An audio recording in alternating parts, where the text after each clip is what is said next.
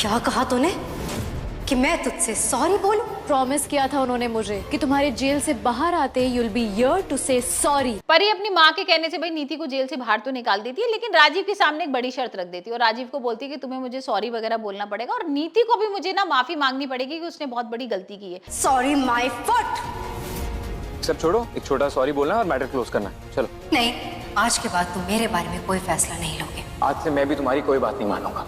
अब यहाँ पर राजीव पहुंच जाता है नीति के पास जेल में और उसको बोलता है कि भाई तुम्हें ना सॉरी बोलना पड़ेगा। और यहाँ पर जो जब से नीति दी आपके घर से आई है ना, जीजू उन पे बहुत गुस्सा है। मैंने आज तक जीजू को इतना गुस्सा नहीं देखा उन पे।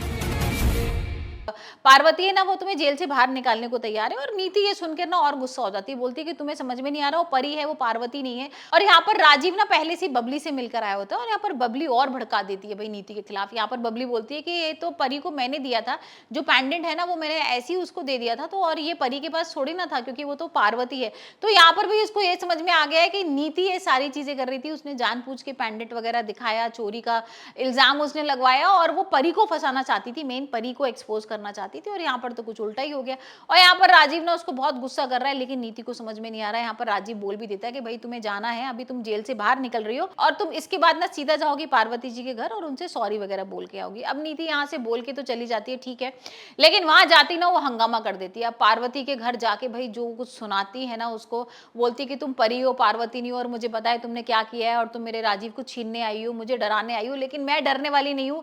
यहाँ पर देखो मैं तुम्हें किस तरीके से एक्सपोज करूंगी। ये सब धमकी वगैरह देख के ना वापस आ जाती है और यहाँ पर ये सब राजीव को पता लग जाता है और राजीव उस पर बहुत गुस्सा करने लगता है, उसको बहुत डांटता है, उसको बहुत चिल्लाता है। भाई उससे पहले हमने ये भी देख लिया था ना कि नीति का किस तरीके से यहाँ पर वो गृह प्रवेश कर रहे हैं। जब वो जेल से बाहर आती है ना और घर पहुंचती है तो भाई यहाँ पर गुरविंदर, उसकी माँ, राजीव वगैरह सब खड़े होते हैं और उसकी गृह प्रवेश की तैयारी वगैरह कर रहे होते हैं। यहाँ पर जैसी वो अंदर आती है ना गृह प्रवेश करने और आरती वगैरह जब कर रहे होते हैं लोग, तो जब उसको पता लगता है कि भाई यहाँ पर तो उसको सॉरी बोलना है पार्वती को, तो उसका दिमाग खराब हो जाता है। वो सारी चीजें उठा कर ना सब फेंकना तोड़ना शुरू कर देती है और बोलती है कि नहीं मैं उसको कैसे सॉरी बोल दूंगी। यहाँ पर राजीव तुम ये क्या शर्त बोल कर आए हो उसको और तुमने इस शर्त पर मेरे को निकलवाया था जेल से कि मुझे उसको सॉरी बोलना पड़ेगा।